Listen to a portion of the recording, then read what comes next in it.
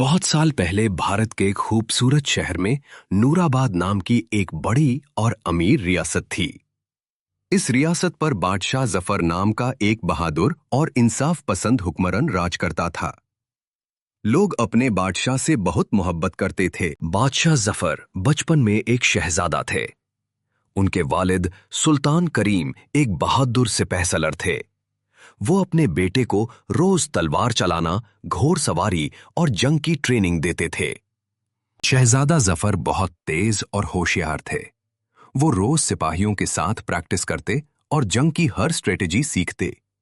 धीरे धीरे फौज के सिपाही भी उनकी इज्जत करने लगे। कुछ साल बाद सुल्तान करीम की वफात हो गई। इसके बाद शहजादा जफर को नूराबाद का नया बादशाह बना दिया गया।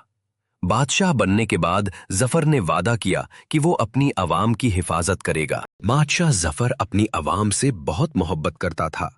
वो अक्सर शहर की गलियों में जाकर लोगों का हाल पूछता था और उनकी प्रॉब्लम्स सुनता था।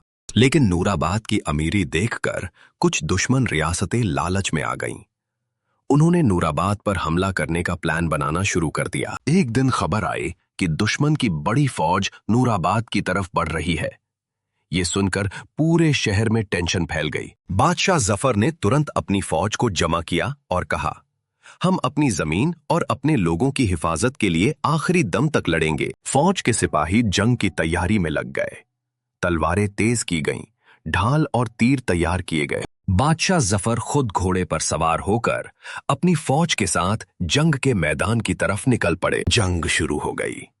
दोनों तरफ से तलवारों की टक्कर और घोड़ों की दौड़ से मैदान गूंज उठा। बादशाह जफर खुद सबसे आगे लड़ रहे थे। उनकी बहादुरी देखकर सिपाहियों का हौसला और भी बढ़ गया। आखिरकार दुश्मन फौज बादशाह जफर की बहादुरी और स्ट्रैटेजी के सामने टिक नहीं सकी और पीछे हटने लगी। नूराबाद की फौज ने जंग जीत ली। सिपाही खुशी से झूम उठे और अपने बादशाह की तारीफ करने लगे। जब बादशाह जफर शहर वापस आए तो लोगों ने फूल बरसाकर उनका स्वागत किया। आज भी नूराबाद के लोग बादशाह जफर की कहानी सुनाते हैं।